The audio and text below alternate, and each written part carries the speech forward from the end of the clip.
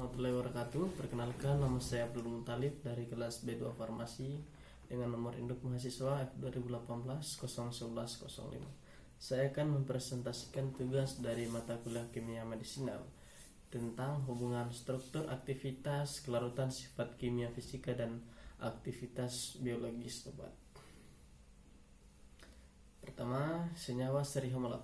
Definisi dari senyawa seri homolog yakni menyangkut tentang perbedaan jumlah dan panjang rantai atom C. Intensitas biologis tergantung pada jumlah atom C. Contohnya dari seri homolog yakni yang pertama N-alkohol, alkiresorsinol, alkilfenol, dan alkikresol.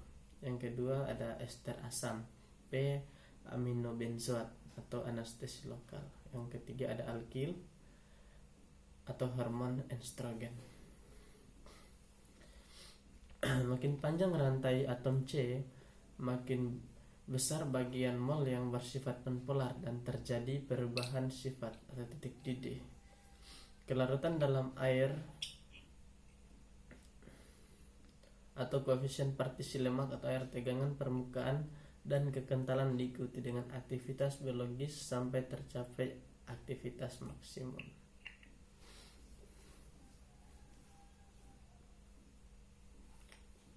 Contoh seri homolog. Yang pertama, seri homolog N-alkohol, yakni seri homolog N-alifatik alkohol primer pada jumlah atau C1 sampai C5. Aktivitas antibakteri terhadap Bacillus diffusus yang makin meningkat dan mencapai maksimal pada jumlah atom C sama dengan 8. Pada jumlah atom C lebih besar dari 8, aktivitas secara drastis. Rantai alkohol yang bercabang. Alkohol sekunder dan tersier mempunyai kelarutan dalam air lebih besar. Nilai koefisien partisi lemak atau air lebih rendah dibanding dengan alkohol primer, sehingga aktivitas antibakteri lebih kecil. Contohnya pada aktivitas N-heksanol 2 kali lebih besar dibandingkan dengan heksanol sekunder dan 5 kali lebih besar dibandingkan heksanol tersier. Adanya ikatan rangkap menaikkan kelarutan dalam air dan menurunkan aktivitas antibakteri. Alkohol dengan membuat molekul besar seperti setil alkohol praktis tidak larut dalam air.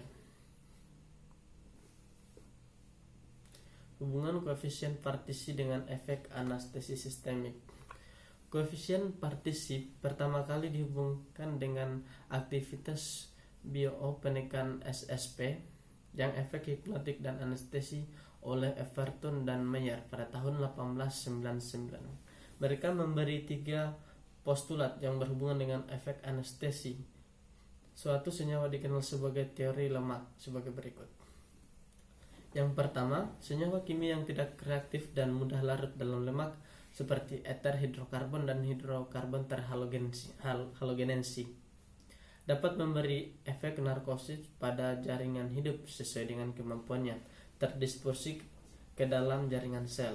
Yang kedua, efek terlihat jelas terutama pada sel-sel yang banyak mengandung lemak. Yang ketiga, efisiensi anestesi atau hipnotik tergantung pada koefisien partisi lemak atau air atau distribusi senyawa dalam fase lemak dan fase air.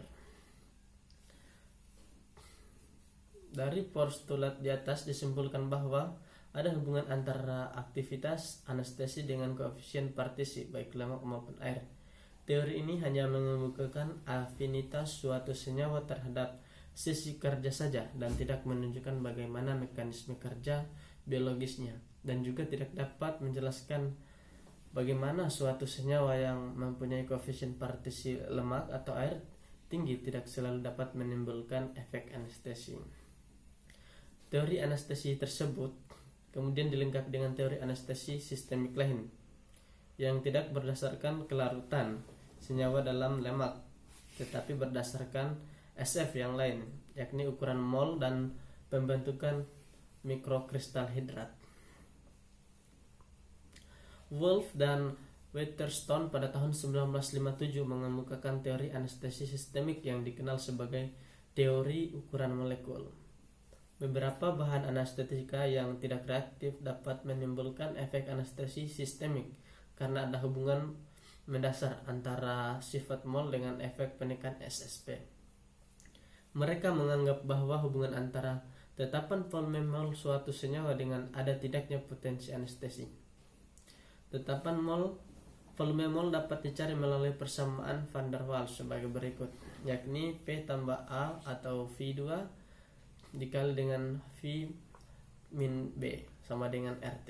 A merupakan tetapan kepolarisasian dan B merupakan tetapan volume molekul.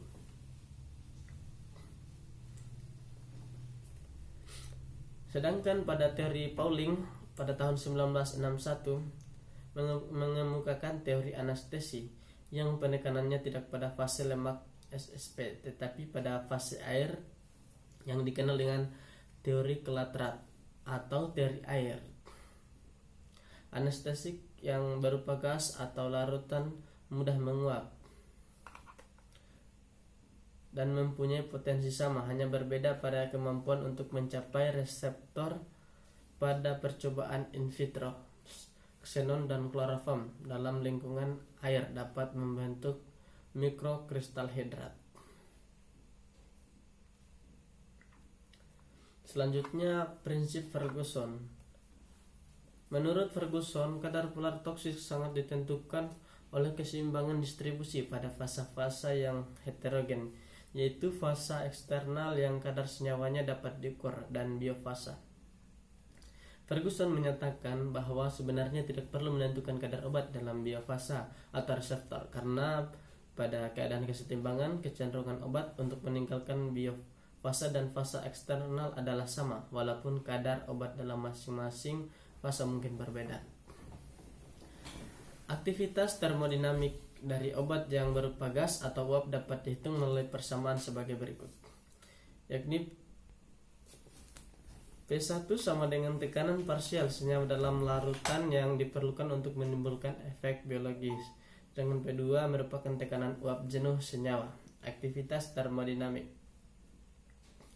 berdasarkan model kerja farmakologinya, secara umum obat dibagi menjadi dua golongan, yaitu senyawa berstruktur tidak spesifik dan senyawa berstruktur spesifik.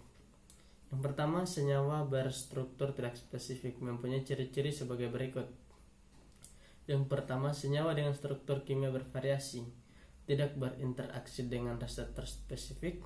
Dan yang terakhir, aktivitas biologisnya tidak secara langsung dipengaruhi oleh sifat-sifat fisika kimia seperti derajat ionisasi, kelarutan, aktivitas termodinamik, tegangan permukaan, dan redoks potensial. Yang kedua, senyawa berstruktur spesifik. Senyawa berstruktur spesifik adalah senyawa yang memberikan efeknya dengan mengikat reseptor atau aseptor yang spesifik. Mekanisme kerjanya dapat melalui salah satu cara sebagai berikut.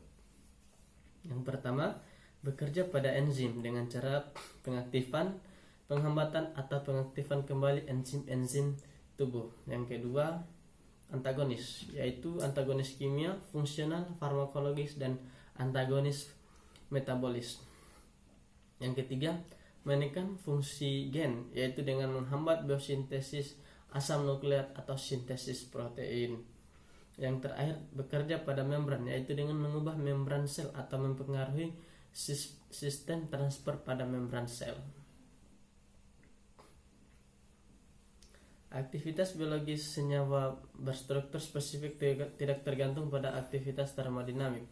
Nilai A lebih kecil dari 0,01 tetapi bergantung pada struktur kimia yang spesifik.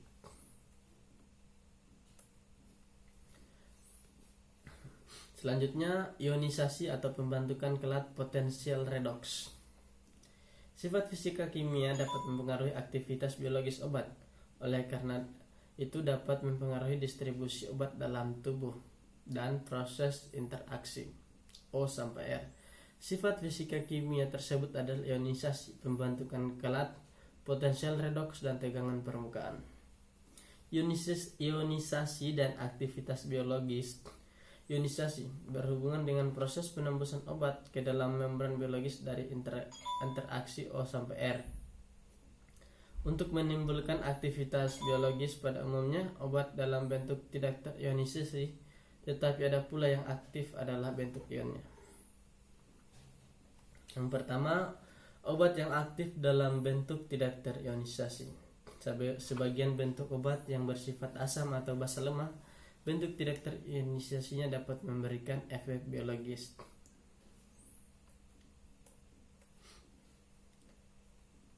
Yang kedua, obat yang aktif dalam bentuk ion. Beberapa senyawa obat menunjukkan aktivitas biologis yang semakin meningkat bila derajat ionisasinya meningkat. Seperti diketahui dalam bentuk ion senyawa umum, obat umumnya sulit menembus membran biologis sehingga diduga senyawa obat dengan tipe ini memberikan efek biologisnya di luar sel.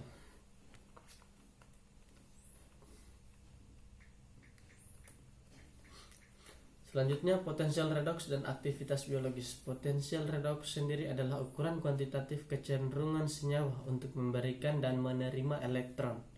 Hubungan kadar oksidator dan reduktor ditunjukkan oleh persamaan NER-SET. Reaksi redoks sendiri adalah perpindahan elektron dari satu atom ke atom molekul yang lain. Pengaruh potensial redoks tidak dapat diamati secara langsung karena hanya berlaku untuk sistem keseimbangan ion tunggal yang bersifat reversibel. Pada sistem interaksi obat secara redoks, pengaruh sistem distribusi dan faktor tarik sangat kecil.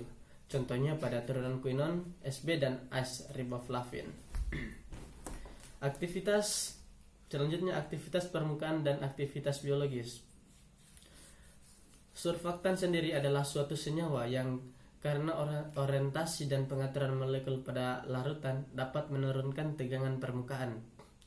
Struktur dari surfaktan terdiri dari dua bagian, yaitu bersifat hidrofilik atau polar dan lipofilik atau non-polar, sehingga dapat dikatakan surfaktan bersifat amfifilik. Oke, terima kasih, sekian PPT dari saya. Assalamualaikum warahmatullahi wabarakatuh.